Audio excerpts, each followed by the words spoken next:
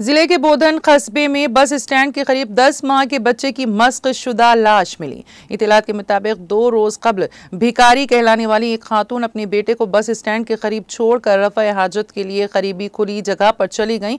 जब वो वापस आई तो लड़का कहीं नहीं था। खातून ने पुलिस से बच्चे की गुमशुदगी की शिकायत की। पुलिस को तहकीकात के दौरान करीबी इलाके से एक बच्चे के जिस्म के आज़ा मिले। मालूम हुआ है कि कुत्तों ने बच्चे को हमला करके उसे खा लिया था। बच्चे के आज़ा को पोस्टमार्टम के लिए हॉस्पिटल मुंतकिल कर दिया गया है। చెప్పింది దానికి సంబంధించిన అవయవాలు అని చెప్పేసి మనం ఒకసారి ఎంక్వైరీ చేస్తాం. Right sir. Okay sir. ఇప్పుడు మన ఈ బోధన న్యూ బస్ స్టాండ్ దగ్గర గల డిపో పక్కన ఉన్నటువంటి ప్రదేశంలో అక్కడ చెట్ల పొదల్లో కొంత అవయవాలు మనకు అక్కడ లభ్యమైనవి. ఆ లభ్యమైన అవయవాలను బట్టి అవి చిన్నపిల్లగాడికి సంబంధించిన వ్యక్తిగా మనం భావించి వాటికి పంచనామా చేసి వాటిని పోస్ట్ మార్టం గురించి పంపించడం జరిగింది. తల్లి పేరు ఏంటి సార్?